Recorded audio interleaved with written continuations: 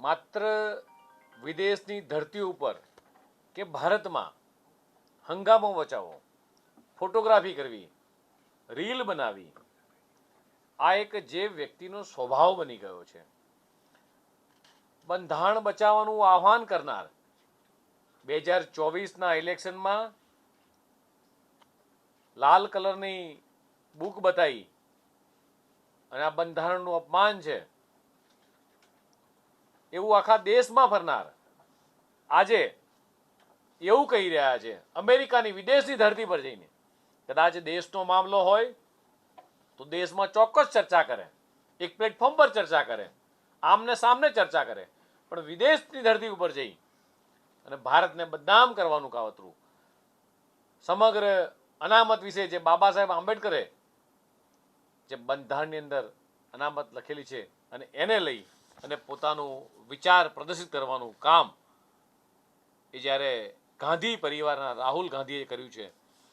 નહેરુથી લઈ ઇન્દિરા ગાંધી સુધી, રાજીવ ગાંધી હોય, આ તમામે તમામ લોકોએ હર હંમેશ અનામતનો વિરોધ કર્યો છે અને દેશની 140 કરોડ જનતા સાથે વિશ્વાસઘાત કર્યો છે. કોંગ્રેસ પાર્ટી અનામત વિરોધી પાર્ટી છે તેવા ચોક્કસ પુરાવાઓ સમગ્ર દેશને અને વિદેશની ધરતી પર સૌ લોકોએ મીડિયાના માધ્યમથી જોયા છે. રાહુલ ગાંધી વારંવાર અનામતની વાત કરે છે, પણ કોંગ્રેસ પાર્ટીનું અધ્યક્ષ પદ તમારા નામે અનામત છે અને તમારું પ્રદર્શન ગમે તે હોય, તમે અગ્રેસર રહેશો.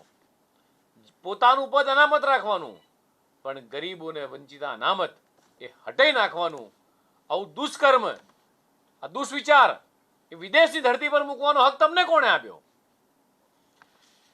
રાહુલ ગાંધી જ્યારે પણ એ વિદેશ યાત્રાએ જાય છે, આપણે એમના કદાચ કુળને જોઈએ તો જે વિદેશી લોહી એમની રક્તમાં દોડી રહ્યું છે એ વિચારધારા એ એમની અંદર દેખાય છે. જ્યારે જ્યારે ભારતની બહાર ગયા છે ત્યારે ચોક્કસ ને ચોક્કસ એમણે ભારત વિરોધી નિવેદનો કર્યા છે.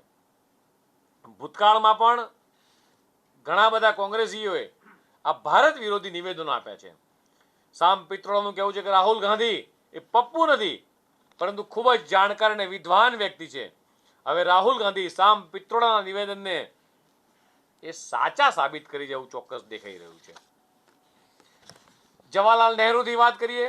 નહેરુ સરકારે 1956માં પછાત વર્ગો અનામત આપવા માટે કાકા સાહેબ કાલેકરના અહેવાલને આમ ફગાવી દીધો હતો. નહેરુએ 1961માં તમામ રાજ્યોના મુખ્યમંત્રીઓને પત્ર લખીને કહ્યું હતું, હું અનામતનો વિરોધ કરું છું, તે તમામ વસ્તુઓની વિરુદ્ધમાં કડક પ્રતિક્રિયા આપું છું અને તે બિનકાર્યક્ષમતા તે બીજા વર્ગના ધોરણો તરફ દોરી જાય છે. નહેરુએ બાબા સાહેબ આંબેડકરના સામાજિક અને રાજકીય જીવનને